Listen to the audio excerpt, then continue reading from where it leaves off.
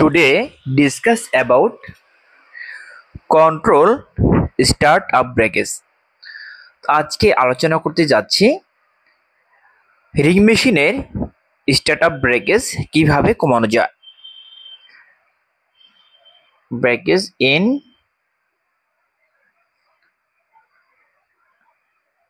Ring frame.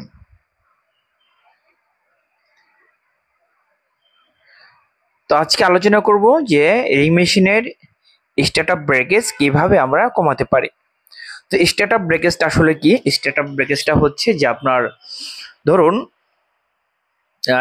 যখন ড্রপটা নেমে গেল, রিং মেশিনে ড্রপ নামার পর যে আমরা যে রান করি, এরপর যে রানিং হলো মেশিনটা, রানিং এর পর কতগুলো ব্রেকেজ হলো, ঠিক আছে, এটা হচ্ছে আপনার স্টার্ট আপ ব্রেকেজ।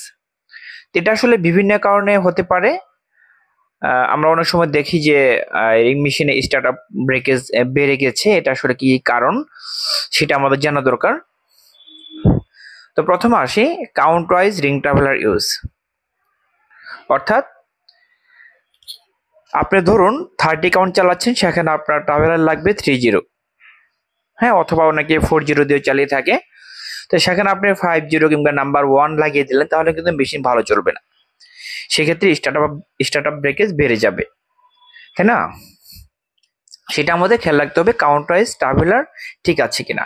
তো নেক্সট হচ্ছে process wise ring traveller use. Process wise এটা হচ্ছে কাউন্ট ওয়াইজ, এটা হচ্ছে প্রসেস ওয়াইজ। অর্থাৎ process wise ring traveller use ব্যবহারটা সঠিকভাবে করতে হবে। ধরুন আপনার একবার আপনি প্রসেস চালাচ্ছেন হচ্ছে লিলেন প্রসেস, আরেকবার চালাচ্ছেন 100% কটন প্রসেস, আরেকবার চালাচ্ছেন পিসি প্রসেস, আরেকবার চালাচ্ছেন সিবিসি প্রসেস, আরেকবার চালাচ্ছেন 100% ভিসকস প্রসেস। তো সেই ক্ষেত্রে এই প্রসেস বিভিন্ন প্রসেসের জন্য বিভিন্ন ধরনের কাউন্ট ওয়াইজ ট্রাভেলার ইউজ করতে হবে।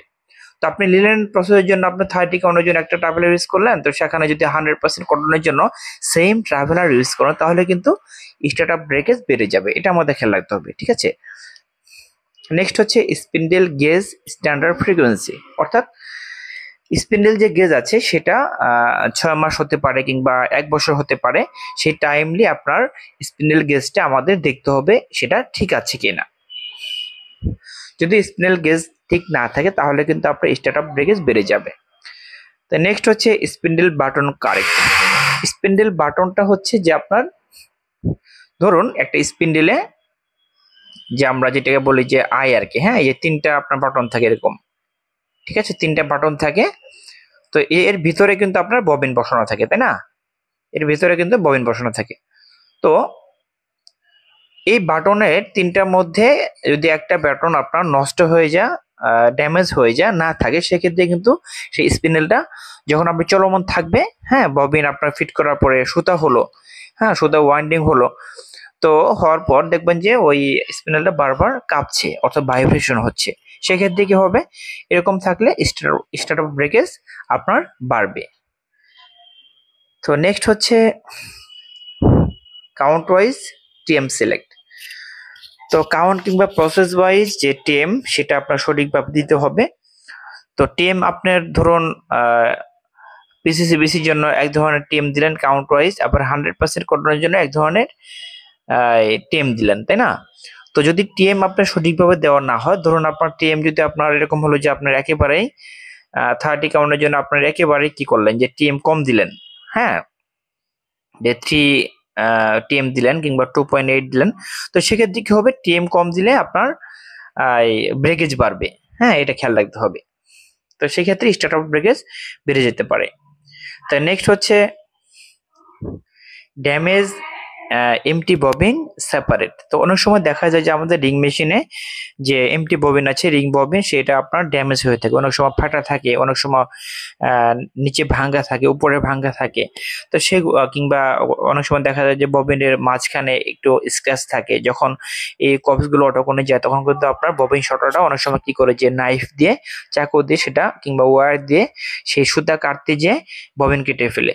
তো যার কারণে এগুলোর জন্য কিন্তু আপনার স্টার্ট ব্রেকেজ বেড়ে যেতে পারে, ইগনিশনের ব্রেকেজ বেড়ে যেতে পারে। এটা আমাদের খেয়াল রাখতে হবে এবং কি সঠিকভাবে সেপারেট করতে হবে, শর্টিং করতে হবে। সেটা আলাদাভাবে একটা পলি দিয়ে দিতে হবে, সেই পলির মধ্যে সেই ববিনগুলো, ড্যামেজ ববিনগুলো আমাদের রাখতে হবে।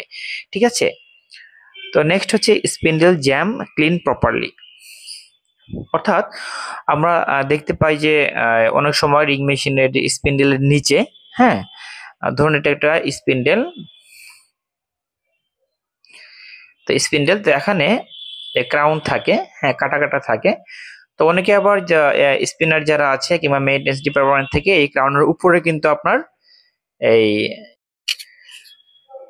এই ক্রাউনের উপরে যে ওয়াইন্ডিং হয় কিংবা নিচে ওয়াইন্ডিং হয়, যে আপনার ইয়ার্নটা যে জড়ায়, তো এটা অনেকে আবার ক্রাউনের নিচে দিয়ে থাকে, অনেকে আবার ক্রাউনের উপরে দিয়ে থাকে। তো এগুলো আপনার প্রপারলি কাটতে হবে। যদি আপনার সঠিকভাবে কাটা না হয় তাহলে কিন্তু আপনার কি হবে, তাহলে স্টার্টআপ ব্রেকেজ বেড়ে যাবে। তো নেক্সট হচ্ছে check suction box and suction pipe. অর্থাৎ অনেক সময় দেখা যায় যে সাকশন বক্সে অনেক সময় যে ওয়াস্টেজ জমা থাকে কিংবা যে সাকশন হয়ে যে পাইপের ভিতরে যাচ্ছে সেই পাইপে জ্যাম থাকে, সেটা সঠিকভাবে ক্লিন করতে হবে। এবং সাকশন যে নজেল পাইপটা, সাকশন পাইপ যেটা আছে, সেই নজেল যে পাইপটা সেটা সঠিকভাবে ক্লিন আছে কিনা, অপরটা সেটা সঠিকভাবে ক্লিন করবে। তাতে করে আপনার ব্রেকেজ কমে যাবে, স্টার্টআপ ব্রেকেজ থাকবে না। ঠিক আছে, তো নেক্সট হচ্ছে ring cup life time and replace. অর্থাৎ রিং কাপ যে লাইফ টাইম আছে সেটা দেখতে হবে যে সঠিকভাবে সঠিক সময়ে সেটা চেঞ্জ করা হচ্ছে কিনা। রিং কাপ যদি আপনার রিপ্লেস সঠিকভাবে না করা তাহলে কিন্তু আপনার স্টার্টআপ ব্রেকেজ বেড়ে যাবে, রিং মেশিনের ব্রেকেজ বেড়ে যাবে। তো নেক্সট হচ্ছে বিফোর ড্রপিং ব্রেকেজ মেইনটেইন।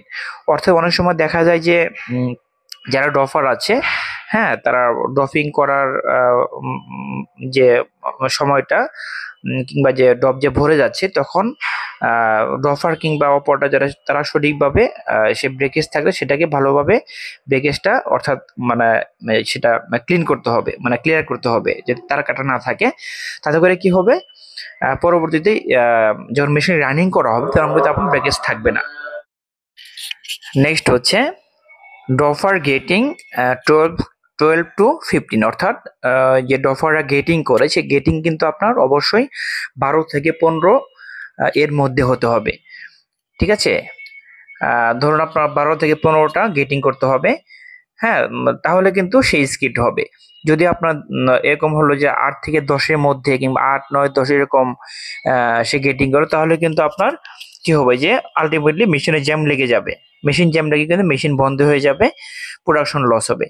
তো সেক্ষেত্রে আপনার স্কিল্ড যে ড্রপার, এটা ইম্পর্টেন্ট একটা ইস্যু, কারণ ড্রপারদের অবশ্যই স্কিল থাকতে হবে, তাদের গেটিংটা অবশ্যই 12 থেকে 15টার মধ্যে থাকতে হবে।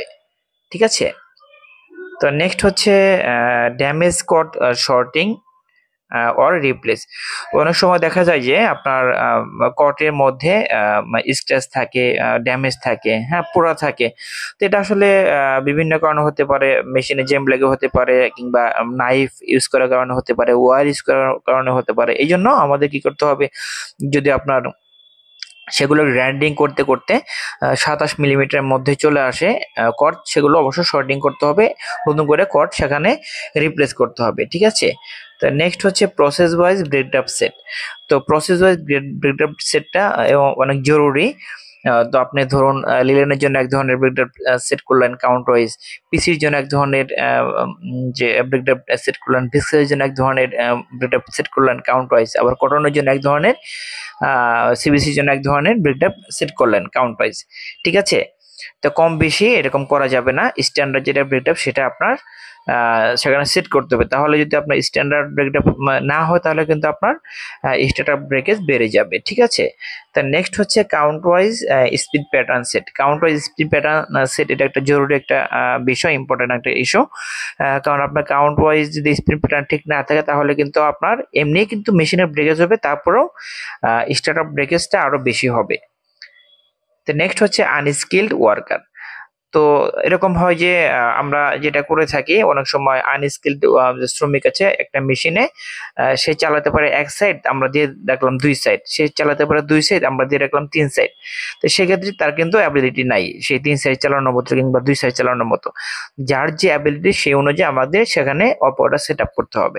যদি আপনার অপারেটর সঠিকভাবে সেখানে সেট না হয় তাহলে কিন্তু স্টার্ট আপ ব্রেকেজ এমনি ধরুন মেশিনে ব্রেকেজ হচ্ছে তাহলে কিন্তু আরো বেশি ব্রেকেজ হবে, আপনাকে তাহলে কন্ট্রোল করতে পারবেন। ঠিক আছে, এ হচ্ছে আজকের টপিক, আশা করি বুঝতে পেরেছেন। আজকে এ পর্যন্তই, পরবর্তীতে নতুন একটি টপিক টাইপিং ছিল, ততক্ষণ ভালো থাকবেন, আল্লাহ হাফেজ।